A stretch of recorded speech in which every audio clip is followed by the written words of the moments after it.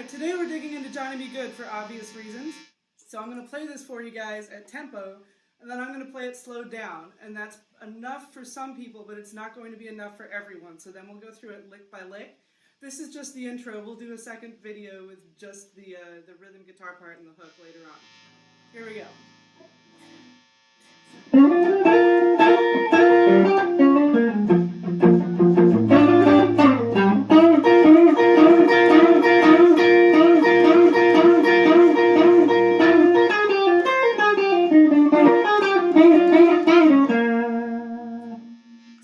Stuff in there that looks like the pentatonic scale but isn't. So if you don't know your modes, you don't know your minor scales, you might not know where to look for this.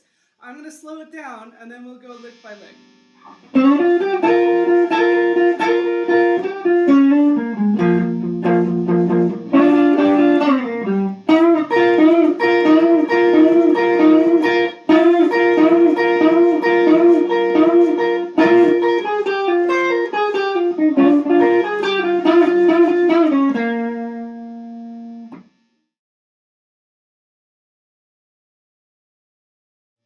This whole thing is built around the B-flat blues scale, or B-flat mixolydian scale, not so much around B-flat pentatonic, even though there's an overlap between the two. So if you're looking for a lot of the licks in the traditional B-flat pentatonic, which is here at the 6th fret, you're going to get close but not quite on a few things, especially on that last lick. So the thing to understand first is that the minor third of the B-flat pentatonic scale, which is here, D-flat, here, and here, traditionally in the blues, that's bent up from the flat 3 to the 3. And if that is news to you, then we need to have a longer conversation about how the blues works, which is fine.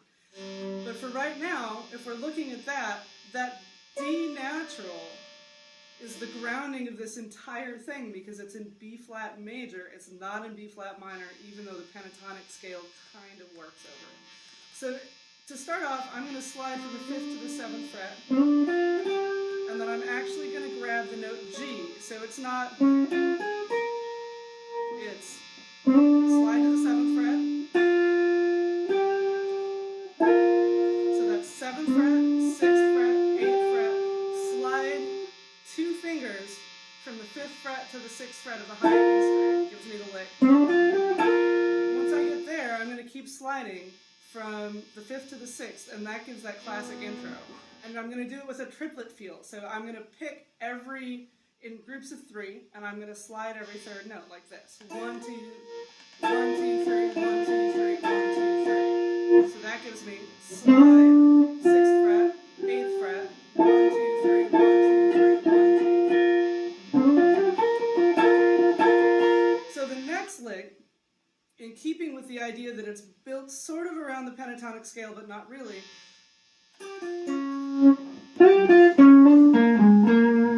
comes out of the B7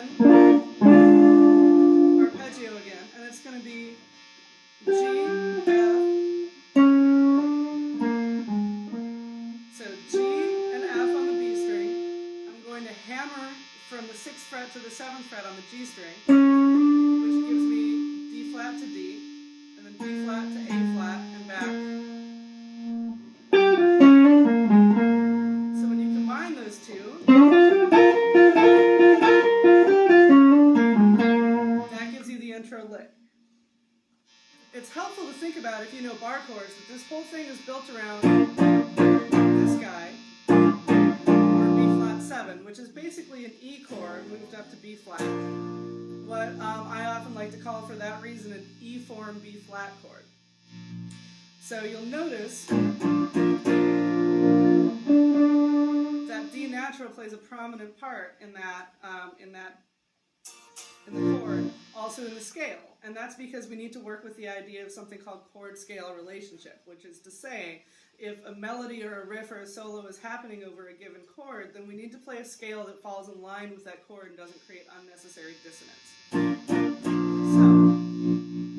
once I get here, I'm going to grab the bottom part of that chord, which is the 8th fret on the A string and the D string, and I'm going to chunk through that for a measure, and that gives us that early rock and roll sound. triplet bass, so the rhythm is going to be 1, 2, 3, 1, 2, 3, 1, 2.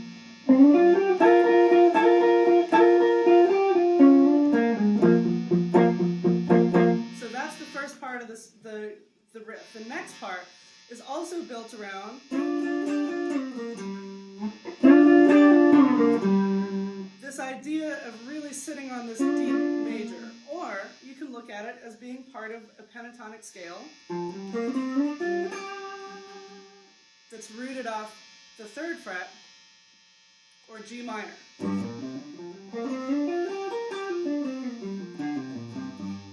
Right? So for the first part of this, I'm just going to grab the D and the F at the same time, and I'm going to slide into it the same way that I was sliding into the first part of the riff, but it's going to take my first 2 fingers. So I'll start with my first finger on the 5th fret, my middle finger on the 6th fret, and I'm going to slide up to the 7th and 6th frets. Once I get there, and this is a pretty common thing in the language, again, because it comes out of the pentatonic scale, but also because it works really well over this B flat 7 chord, I'm going to play that double stop again. I'm going to drop my pinky down on the 8th fret. Same idea, and I'm going to keep my middle finger down here, and I'm going to pick both of those strings.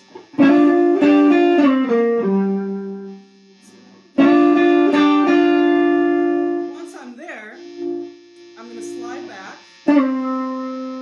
out of position for just a second with my middle finger to the 5th fret, and that gives me a chance to grab the B flat on the 3rd fret of the G string, followed by the note G on the D string. So that pulls me back into that G pentatonic scale shape.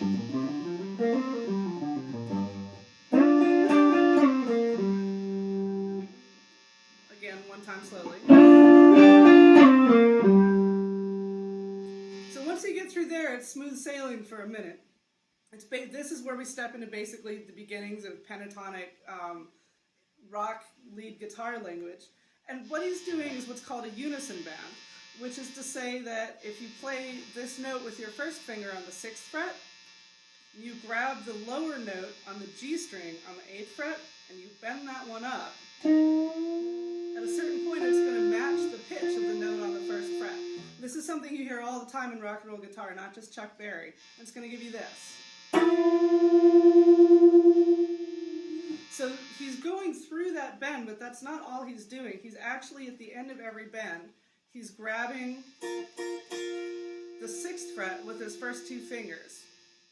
So he's going to unison bend, and then grab the 6th fret at the end of that. This is a little bit easier said than done.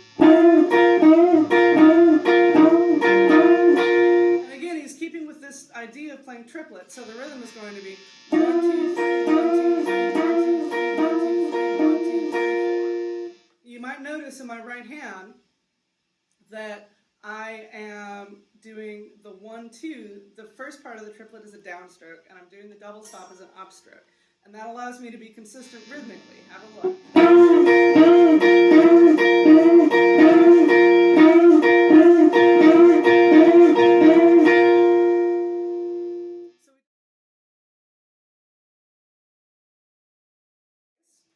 And then this is where it gets tricky.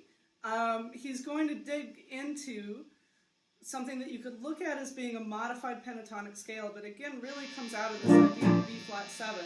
He's going to add the note C and the note G, which you don't normally find in the pentatonic scale. And that's going to give you the lick. Here's a bend.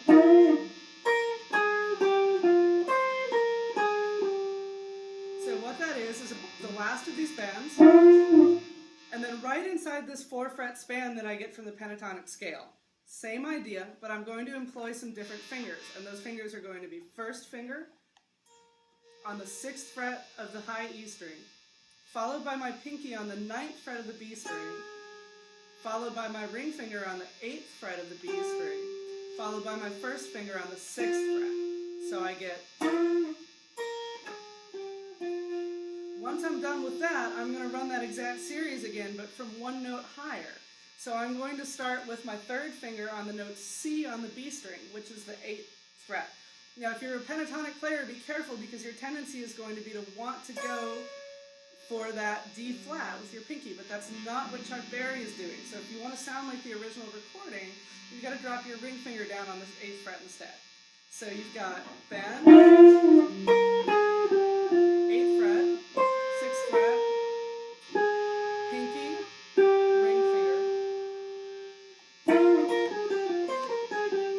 And then you're going to grab two notes that you recognize from the pentatonic scale, the 6th fret and the 8th fret. So that whole lick is going to be.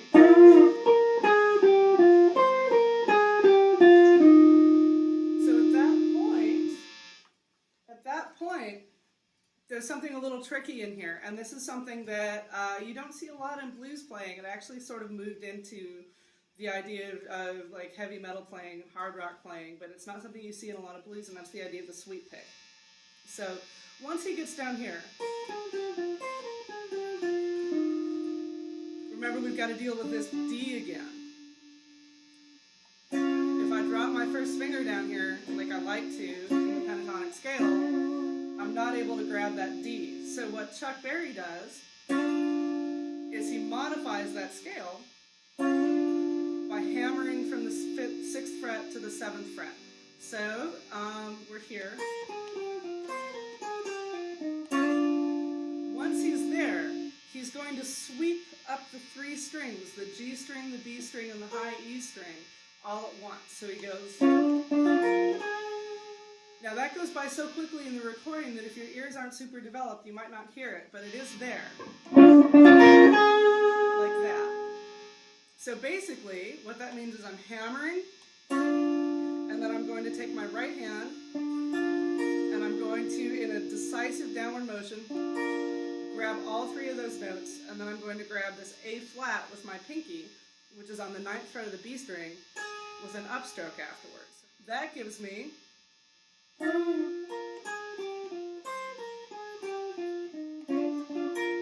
it's a little bit of a run-on sentence, but that's how he gets through the end of the lick. Everything after that is pretty easy sailing.